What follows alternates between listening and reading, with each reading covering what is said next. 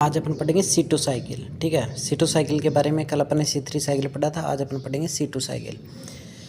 C2 cycle photo respiration, C2 pathway, photosynthetic carbon, oxidative cycle, कई सारे नामों से इसको बोलते हैं अपन।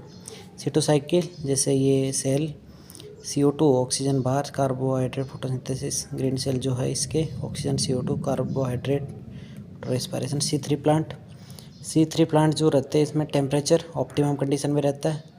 टेम्परेचर जब ज़्यादा हो जाएगा CO2 अच्छा रहती है, इसमें ज़्यादा रहती है, H2 भी ज़्यादा रहता है, ऑक्सीजन भी नॉर्मल रहती है। ठीक है, टेम्परेचर ऑटो वार्बर्ग इफेक्ट भी बोलते हैं कि जब ऑक्सीजन ज़्यादा हो जाए, ऑक्सीजन इसमें नॉर्मल रहती है C3 प्लांट्स में, बट ऑक्सीजन ज़्यादा हो जाए, फोटोसिंथेसिस कम हो। पास्चर इफेक्ट क्या होता है कि ऑक्सीजन ज़्यादा और फर्मेंटेशन कम हो। इस तरह से ये तीन से उसमें चलता है, क्लोरोप्लास्ट, प्रॉक्सिसोम और माइटोकॉन्ड्रिया, इन तीनों में जो चलने वाली साइकिल को C2 साइकिल बोलते हैं। किस तरह से, इसके बारे में थोड़ा सा पढ़ते हैं। Green cell under high temperature start to consume oxygen. ठीक है, oxygenation activity of rubisco and release CO2। Green cell under high temperature, जैसे ही टेम्परेचर हाई होगा, स्टार्ट टू कंज्यूम ऑक्सीजन को कंज्यूम करती है, एंड रिलीज CO2 को release करती है। Process is known as photo respiration. Both photosynthesis and photo respiration act in opposite direction. CO2 and oxygen compete to each other for the same active site of rubisco की जो CO2 and oxygen होते हैं same, मतलब एक ही side पे bind होती है, इसलिए ये कॉम्पीट करती है। C2 pathway is an evolutionary protective mechanism in C3 plant only. C2 pathway क्या होता है कि C3 प्लांट्स की ओनली प्रोटेक्टिव मैकेनिज्म है, इवोल्यूशनरी प्रोटेक्टिव मैकेनिज्म है। ठीक है, तो ये किस तरह से चलती है, ये एक डायग्रामेटिकली रिप्रेजेंटेशन है, बट इसको अपन ने अच्छे से इस तरह बना रखा, तो वो देखते हैं अपन। ठीक है, किस में, जैसे जो C2 पाथवे जो चलता है वो क्लोरोप्लास्ट, प्रॉक्सिसोम और माइटोकॉन्ड्रिया तीनों को मिलके चलता है। ठीक है, इसको सबसे पहले जो अपना है, पहले ये समझ लो कि C3 और C2 साइकिल में क्या डिफरेंस है। C3 जो साइकिल है वो नॉर्मल साइकिल है, जो कि टेम्परेचर वगैरह सब नॉर्मल रहता है तब चलती है, एवरी प्लांट्स में होती है वो। लेकिन C2 कब चलती है, एक इवोल्यूशनरी प्रोटेक्टिव मैकेनिज्म ही है C3 का। ठीक है, वो उसी की तरह चलती है, लेकिन थोड़े वो है, एडवांस है। क्लोरोप्लास्ट में RUBP है, RUBP के 2 मोलिक्यूल है और 5 कार्बन का RUBP है, तो 10 कार्बन हो गए। ठीक है, रूबिस्को के प्रेजेंस में क्या बनेगा, फॉस्फोग्लिसरेट बनाएगा। ठीक है, फॉस्फोटेज से ग्लाइकोलेट बन जाएगा। ग्लाइकोलेट क्या करेगा, प्रोक्सिसोम में चला जाएगा। प्रोक्सिसोम में ग्लाइकोलेट जब चला जाएगा तो ग्लाइकोलेट ऑक्सीडेज, जिसको अपन बोलते हैं FMN भी बोलते हैं। ठीक है, ये क्या करेगा, यहाँ पे ऑक्सीजन वगैरह बनता रहेगा, ये जो भी है, चाहे ऑक्सीजन लेके 2O2 जो होता है 2H2O2 बना देता है, 2H2O मॉलिक्यूल भी बन जाता है। ग्लाइकोलेट से ग्लाइकोऑक्सीलेट बन जाएगा। यहाँ पे ग्लाइकोऑक्सीलेट जो होगा वो ग्लूटामेट, ग्लाइकोऑक्सीलेट ट्रांसएमाइनेज, इनके प्रेजेंस में ग्लाइकोऑक्सीलेट जो होता है प्रोक्सिसोम में ग्लाइसिन बना देता है। ग्लाइसिन जो होता है वो माइटोकॉन्ड्रिया में चला जाता है। माइटोकॉन्ड्रिया में जो ग्लाइसिन जो रहता है ये क्या करेगा, जैसे कि 2 कार्बन का ग्लाइसिन रहता है। ठीक है, तो ये इसमें सीरीन हाइड्रोक्सी मिथाइल ट्रांसफरेज की प्रेजेंस में कि जो कि NAD से NADH बनाता है, और यहाँ पे एक H2O से GDC and CO2 and final air के अंदर ये CO2 निकल जाती है। यहाँ पे CO2 रिलीज होती है और NH4+ यहाँ पे आता है, यहाँ पे रिलीज होती है। ठीक है, ये सब सीरीन 1 मोलिक्यूल, ये ग्लाइसिन से सीरीन बनता है। सीरीन जो होता है वापस से माइटोकॉन्ड्रिया से प्रोक्सिसोम में जाता है। प्रोक्सिसोम में जो होता है सीरीन हाइड्रोपाइरुवेट बनाता है, किसमें, सीरीन 2 ऑक्सीग्लूटारेट अमीनो ट्रांसफरेज, इनके प्रेजेंस में सीरीन हाइड्रोपाइरुवेट बनाता है।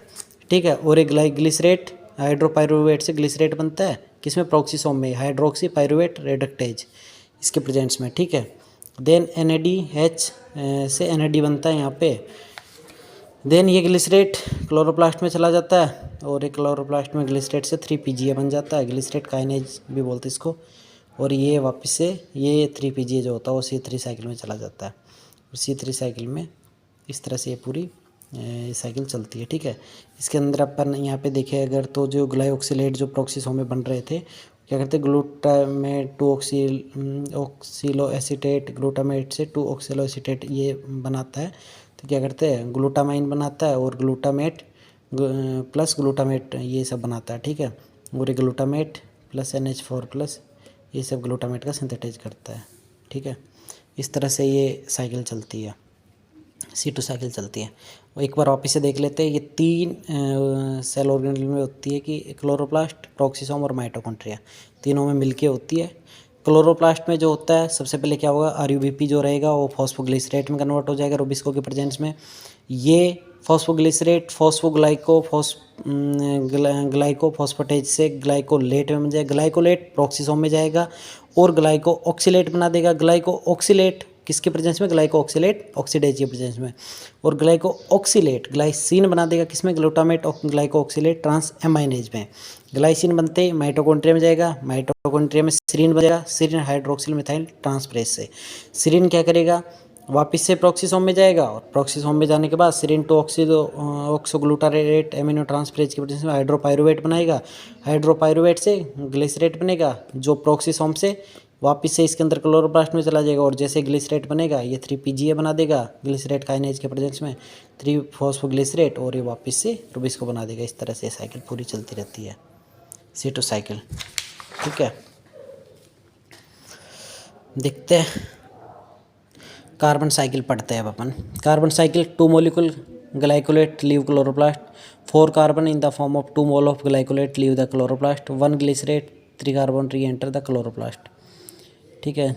ये सारे decarboxylation oxidation reduction, glycine decarboxylation second और ये मिथाइल ट्रांसफरेज ये सब बन जाता है। In carbon cycle 1 carbon is lost during glycine to serine conversion into mitochondria. This is lost 25% carbon and 3 carbon are restored in the form of serine.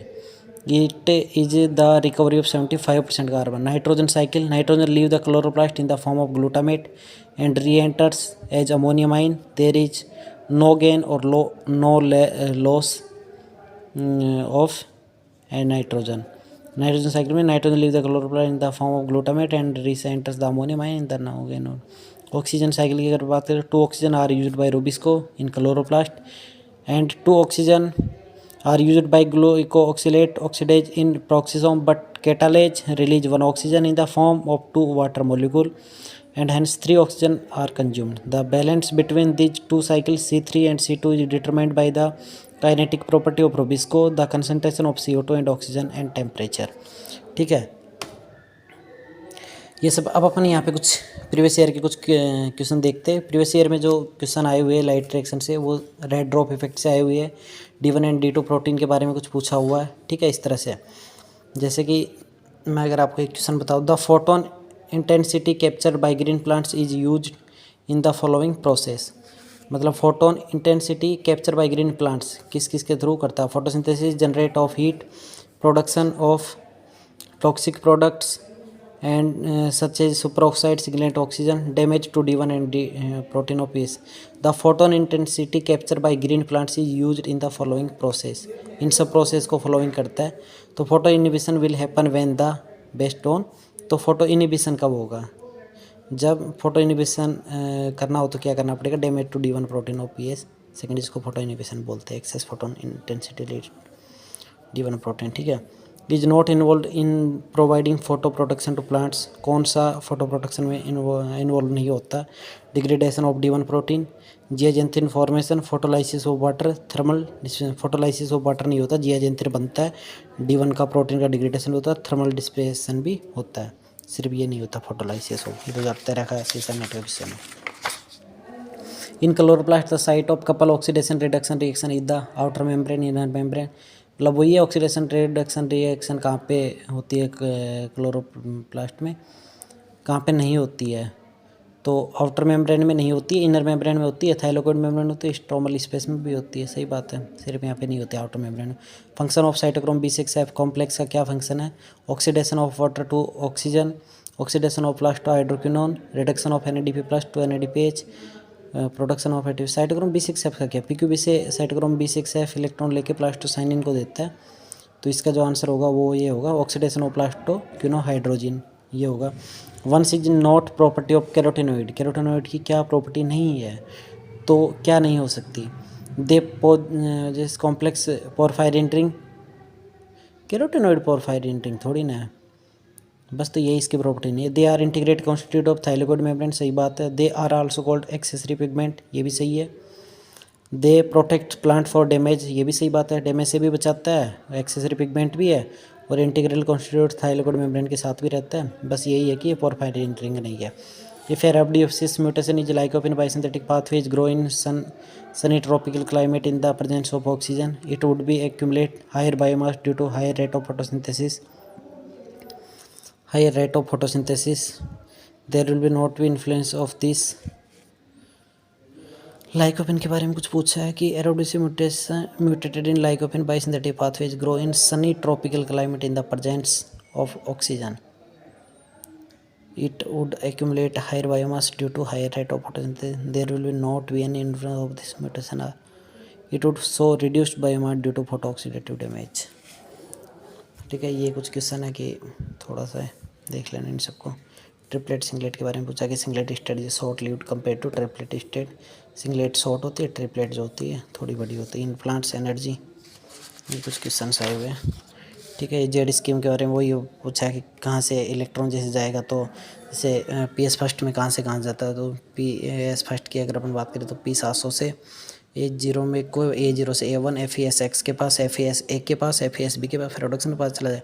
अगर P6 हट के फियोफाइटिन, PQA, PQBH2, PQB और cytochrome B6 से plot sign है और P700 के पास चला जाए। ये रहता है इलेक्ट्रॉन का फ्लो पूछा है, वही इलेक्ट्रॉन फ्लो, यही सब बार बार क्वेश्चन आ रहा है। Light reaction of the photosynthesis correct. Photosynthesis second oxidize water to oxygen and is process of product, ये इनके आंसर है। ठीक है, ये कुछ क्वेश्चन है। ये कुछ मैच पूछा गया है इन्होंने कि PSBA, PSAA, ये सब इनको मतलब को PS सेकंड और PS फर्स्ट के साथ मैच करवाना था। तो